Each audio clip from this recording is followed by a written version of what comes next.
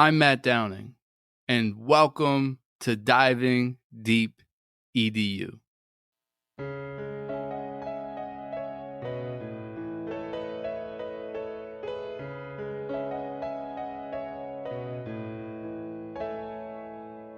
Curious conversations with all types of peeps. Encouraging innovation, we are diving deep. Certainly education is what we like to speak. Fervent with dedication, now it is time to teach. Yeah.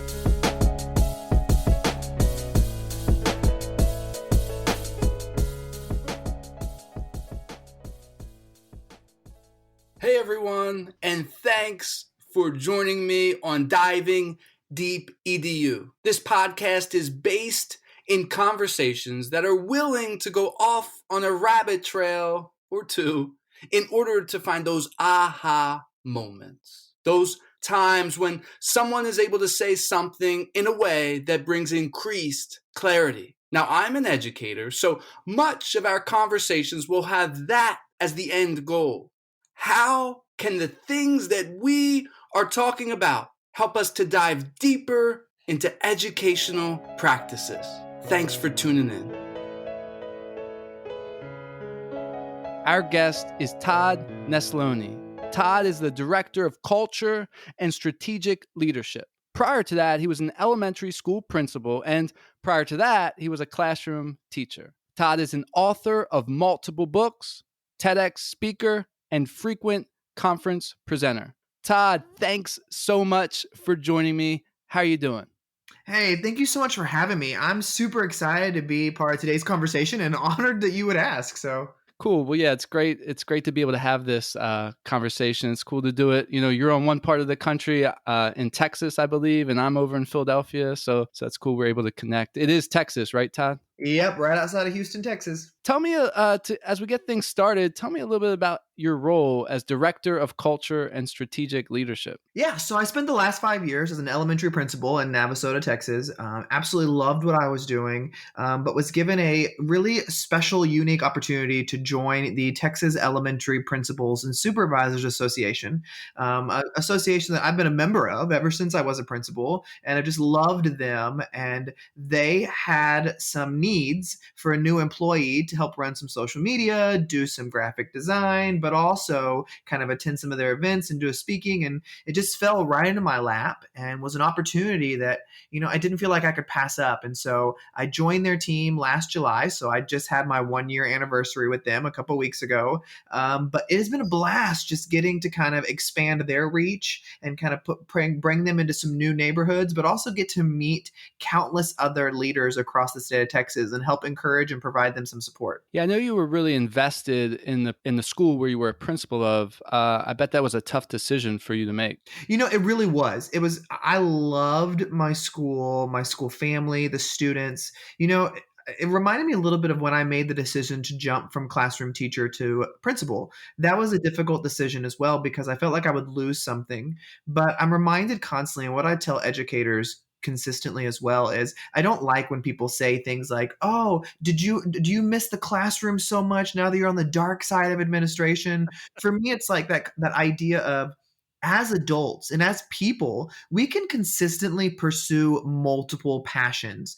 Just because I have a new goal of wanting to be a school administrator and I jump into that role, it doesn't mean I love being in the classroom any less. I still miss it. I could still go back in it today and love it just as much. But a new passion of mine was wanting to be a principal. And then my passion kind of shifted it. Well, I want to pour more into even more adults through TEPSA. And so it wasn't that I didn't love being a principal. It wasn't that I knew I wasn't going to miss it at all. It was when an opportunity drops itself to you, I'm one of those that thinks I need to test it and try it and see if it's something that I'm really going to enjoy doing just as much as what I'm doing now. And if I don't love it, great. I'll go back to being a principal or back to being a teacher because I love both of those and they're still both my passion. That's exciting that you've been able to sort of follow your passions, and it's really cool that those doors have been opened up for you. Within your role, do you do a lot of community engagement? As a school principal, I was doing a lot more community engagement, as in physically. We were always out in the community, reaching our people in different ways. We didn't want to just stay in the school walls. As far as my new role with TEPSA, my community engagement now is primarily virtually. I do go out and travel to different schools and visit them and advertise the great work they're doing. And of course, I still speak and present as well across the country and in Canada. But as far as now, my community is very much virtually based and really getting able to pour into people, even if I can't see them face to face every day. Yeah, I want to shift and talk about some of your books for a bit. One of your books, Sparks in the Dark, that encourages a love for reading and writing. Now that the book has been written, it's been published, it's been out there. What have you learned from that, reflecting on it, about what encourages students to love reading and writing? That was a really special book for me to write because as a classroom teacher, I taught math and science. And so I never viewed myself as a reading teacher or even as somebody who was capable of helping other kids fall in love with reading. I enjoyed reading myself, but never viewed myself in that light. And I remember reading Donalyn Miller's book, The Book Whisperer, when I first became a principal. And that changed everything for me. And that's where this love and passion for understanding reading instruction and research and building that love for reading and writing. And then I met my co-author, Travis Crowder, for that book, and he had a very similar love for reading and writing, but on a secondary level. And so it was just a natural thing for us to want to write a book where I could write from an elementary and whole picture perspective as the principal, and then he could write from a secondary and classroom teacher perspective. And as I look back on that now, and now the book's been out a little while, I'm really proud of what that conversations that have been able to be had throughout that book. And that whole idea consistently that everybody's a reader. Everybody. If somebody doesn't see themselves as a reader currently, it's only because they haven't found that book that breaks their heart. Because once they find that book that rips their heart out, that they have to go tell somebody about immediately, then they're hooked on reading. And so as I've been able to travel and now and present a lot about different ways to build that excitement and that passion in children and adults, I've really just been reminded of the power that books hold, especially during times of struggle, especially when it comes to building empathy or educating others. There's so much goodness in all kinds of books. How are we able to tap into that passion of students so that they can, sort of get that love of reading and then eventually writing as well? I really think it begins with the adults. We have too many adults like myself who have been guilty of making a lot of excuses on why we're not reading or why we can't get kids excited or they're too apathetic or they don't have the resources. And I've always said that I believe that excuses are just a polite way of you saying you don't want to do something. Because if you really were passionate about changing it, you'd find a way to make it happen. You would not let an excuse stand in your way. And so when I think about getting kids excited, my first thought is, how do we get the adults excited? Because a kid, regardless of their age, can see right through an adult who's faking it, an adult who is just doing their job to try to get you to do something. And so I've been really working with adults to help them find their own passions and at the same time see how their instruction can be made even richer by using different picture books or chapter books or graphic novels or audio books or all sorts of things. And for many educators, what I find is it's not that they don't believe that those things are possible. It's that they've never been shown how. And so it's hard for them to really visualize what that could look like in a classroom. So thinking about the educator, that's really cool that you shifted it and you're focusing on building the passion and excitement within educators, and then they're able to sort of transfer that to their classroom. Has anything been successful with the educators helping to build that passion? There's been so many things that we did as a campus. One of the things that was most exciting and that I'm proudest of is our secret society of readers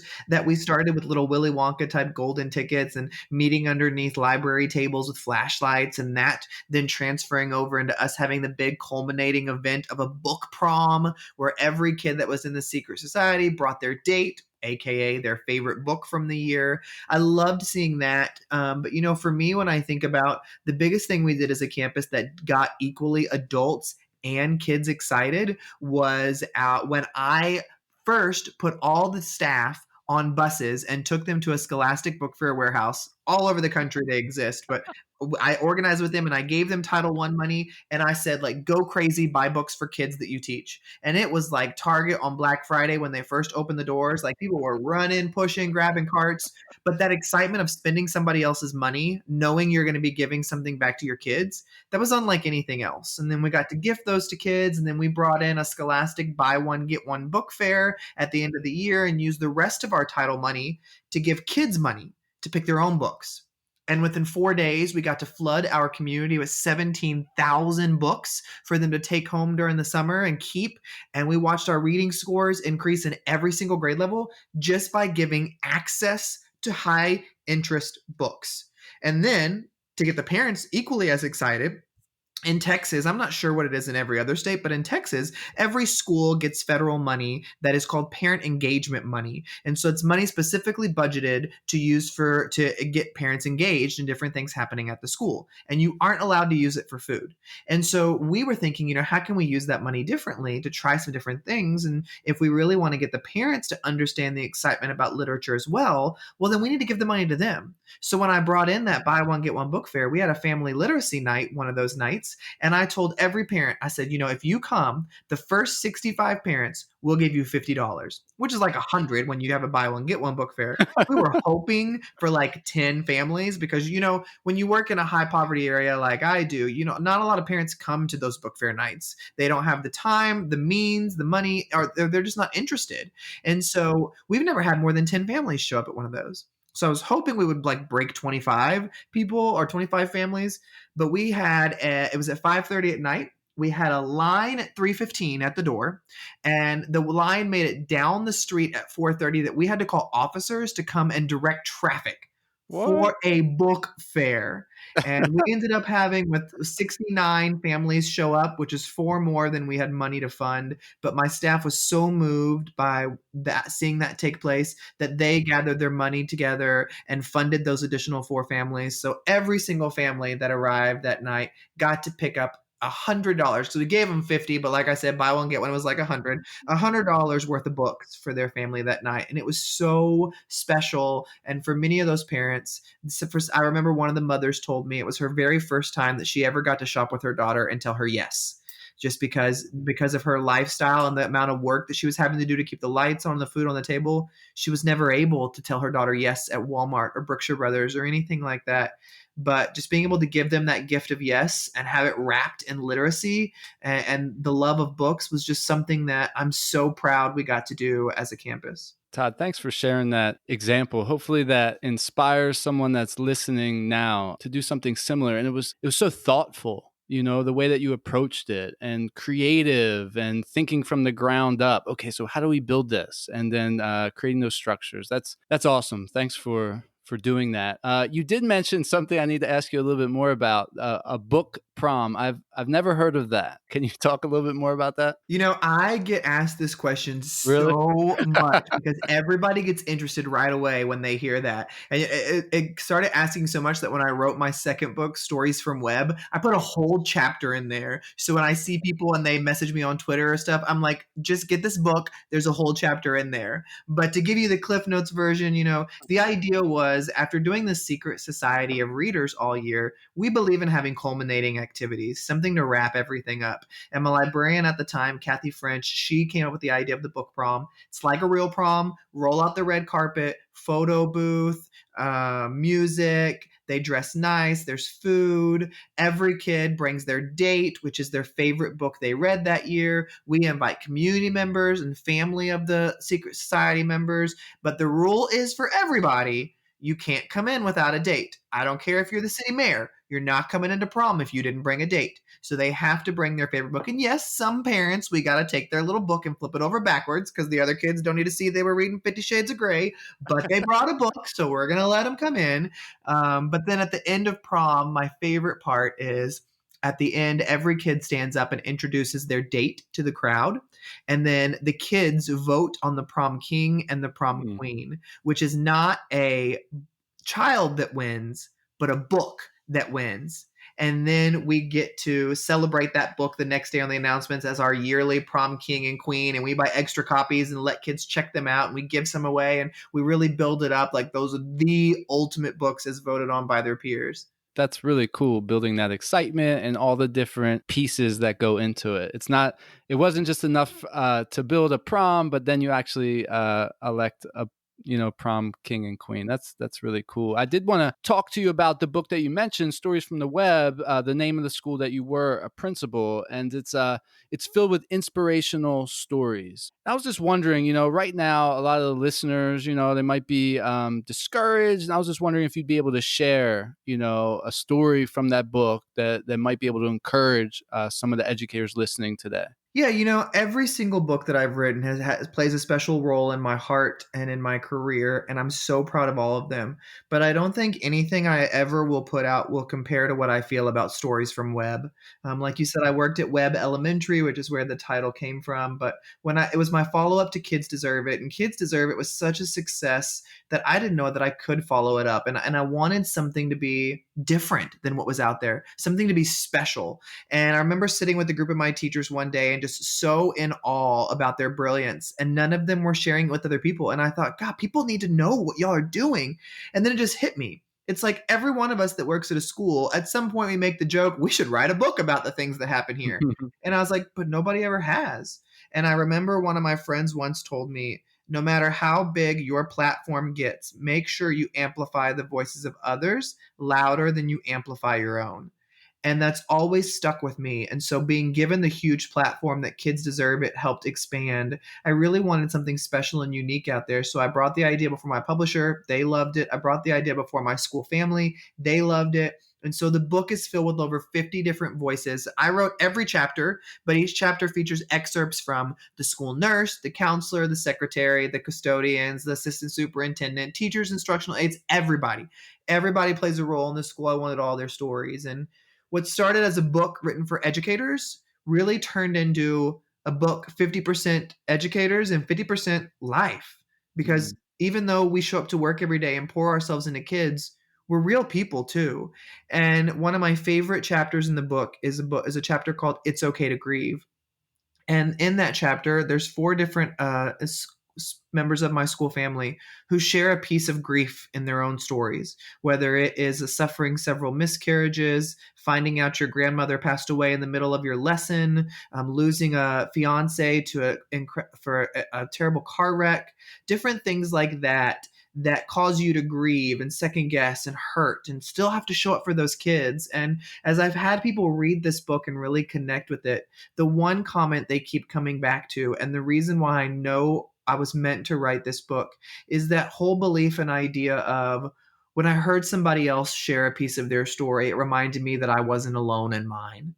And I think that's the power of stories. And that's the reason why we have to tell the beautiful and the ugly parts of each of our stories. Because when we get caught up in our own pain and discomfort and hurt, we often begin to feel like we are the only ones going through it, and it's made us all alone.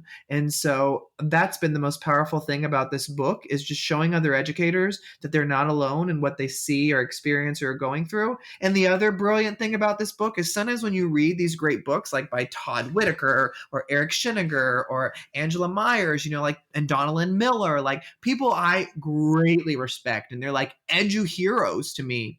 But sometimes they can feel a little bigger than life because I've made them that in my own head. And with a book like Stories from Webb, half these people don't even have social media accounts and nobody has ever heard of them. But they're real teachers in the trenches every day pouring into kids. And it reminds you that, you know what? If they can tell their story, so can I. You made a point that it's important for us to share our stories, right? There's something powerful that happens when we do that. How are we able to get students to share their stories? I think a lot of that just comes back to relationships. You really have to spend time investing in and getting to know people outside of the traditional educational setting. Enjoying lunch with them, going out to recess, going to PE, going to their games or recitals, connecting with them, doing home visits. That's the first step. But they also need to see that you're willing to be a little open and vulnerable with them as well. Depending on the age you work with, you'll know the different levels of vulnerability that you can take with them.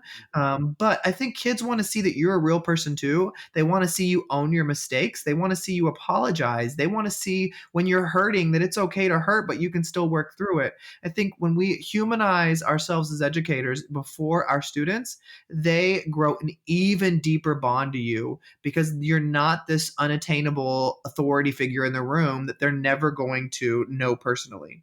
In your 2017 TEDx talk, you spoke about some impactful community engagement activities. There was dinner with the gentlemen, or dinner with gentlemen, and a community cookout. I see food as a familiar theme in your community engagement. How have these community engagement activities? Now I know you're no longer at Webb, but you're still probably connected. How have these community engagement activities made a difference in that school? And I could phrase it a little bit differently so you could connect with it. How did those community activities make a difference while you were there? That's a great question. And I think it goes back to the reason why we did them. That plays into what happened because we did them. I view our role as educators and especially as administrators as you've got to be a servant first before you can lead. And so I'm always looking at our job as educators like missionaries. Missionaries don't sit at church and beg you to come in. They go out and serve you. And so as educators, I feel like we have to stop sitting in our rooms and in our buildings and begging people to come there and instead go out to where they are and serve them and tear down walls. And so whether that was our hot dog cookouts where we had no ulterior motives, rather than we're going to show up and serve you free food, we're not going to tell you to do your homework, we're not going to tell you to be at school on time or anything like that. We're just going to show up and say, hey, we love you. Or whether that was our dinner with a gentleman where we said, we know the vital role that men play in kids' lives. So we want to throw an event that just celebrates you men for showing up for these kids, whether you're their children's pastor, their brother, their uncle, their dad, their grandfather, or the neighbor down the street. It doesn't matter. You help grow this child up. And so what we saw from that is community really believing that as a school, we cared more about their kid more than a butt in a chair or a number on a page. And that was really instrumental for us in trying to make consistent change because we can sit all day long in the comfort of our school building and tell people how much we care about their kids. But when they see you willing to give up of your own time, of your own resources to come where they are, it shows that you are willing to put the effort where your voice is. How did those activities, and they weren't a one-time thing, because I know you had different things going on. How did they make a difference for students when they came back into the classroom? Working as an elementary educator, anytime you can go visit where a kid lives, they love it. Like they tell everybody, like my teacher or my principal came and kicked the soccer ball with me or stopped by and dropped off a pie or anything like that. Like they just love knowing that you came to see them because just like the adults, sometimes the kids also believe that we live at the school. And, some of us do kind of live at the school, but we got to show them that like we're real people too. Like we get out, we grocery shop, we go to games, we'll come visit you at your house. Like that, I think was a really big moment for our kids to say, wow, my teacher will leave that building to come see me. And even if you're going to an apartment complex to grill hot dogs where you're going to see all the kids there, that still feels incredibly personal for that kid, like you came to see them. That's great. Yeah. So it builds on those personal connections as the foundation, and then that transfers into the school building when they get back there. Is that correct? That's right. I want to talk a little bit about and tap into some of your experience as a principal and even now, as a district leader. You get into a ton of classrooms, right? You've been in a ton of classrooms throughout your career. What excites you when you enter a classroom? For me, the most exciting thing is when you walk into a classroom and you can hear the excited chatter of the kids, where they're actively working on something and the conversation is about what they're doing at hand. And that's not an easy thing to accomplish. And I know that's not how every classroom looks every day, but you can feel, it's just like when you visit a school or when you visit a business. The moment you walk in the doors of that building, you feel what they're putting off. And when you walk into a classroom, you feel what that vibe is and going on in the room. And as we know, we learn most when we're comfortable and excited and happy. And so when I walk into a room, I want to feel the joy radiating from those kids, the excitement radiating from that teacher, regardless of what they're doing. And so that I know that it's a place that they can't wait to be. And the hardest thing about being a principal for me and visiting classrooms was that all it did was make me miss the classroom even more, because I was like, ooh, that's a brilliant idea. I want to take and try that with my kids now. Or, ooh, I want to do that. I don't know why I never thought of organizing things the way they did.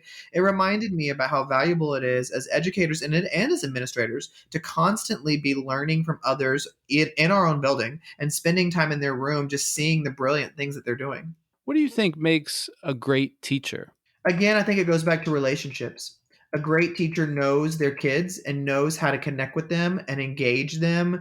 And a great teacher is willing to be uncomfortable if it means that they're going to grow and get better. Todd, this has been a great conversation. We're getting to the end of it. Who do you want to give a shout out to? I got to give a shout out to my buddy, Adam Dovico. He is also the co-author of my brand new book, When Kids Lead. And he's also the co-founder with me of our Get Your Lead On and Camp Lead On conferences. And so getting to know him and not only write a book with him, but know his heart for education, and then also get to do this conference circuit with him virtually and in person. He's just such a great guy that pushes me to be better and isn't afraid to call me out on my crap, which we all need those kind of friends in our lives. And I'm just grateful for his leadership. That's great. Before I ask you to close things out, I have to ask you a little bit about the book. Can you give a little blurb? Yeah. So, when we were writing, when we decided we were going to write a book, we wanted to write a book for student leaders, because you find all these great books that help adults and how to become great leaders, but we don't really pour that much into how to grow kids into great leaders. And Adam and I both had a huge focus on that in our classrooms as teachers and as school principals. And so we wanted to write a book that could be for coaches, parents, teachers, or administrators, and dealing with things like how to do classroom greeters, school ambassadors, student-led conferences, presentations, social media interns, like all these great things that you can do with kids to really help grow them into people who are going to change the world. Todd, it's time for the final word. What would you like to say to close out this podcast? We've covered a lot of topics today, but I think if I were to close it out with one thing, I'd want people to hear how much you are valuable, how great of a job you're doing, even when you feel like you are the worst teacher or leader ever. We all are going through incredibly difficult times right now with the pandemic, with social unrest, with everything that's happening, that we can often feel like we're not really making a difference. And I would want people to hear just the simple fact that you matter, you're worthy, you have an incredible gift to give to the world, and don't let others tear you down or tell you you're not good enough. You just keep going out there and doing what's best for kids. Todd, this has been a great conversation. Thank you so much for joining me on Diving Deep EDU. I appreciate your time, your passion, and sharing all of your insight. To those listening, thank you for tuning in to Diving Deep EDU. If you like this episode, subscribe, share it out, post a review on Apple Podcasts. All of those things will help get this podcast out to more people. Until next time. Wow, it's time to reflect. That's astounding. You've been checking out the podcast from Matthew Downing. Hope you like diving deep like a scuba diver. And the show provoked hope, that's our true desire.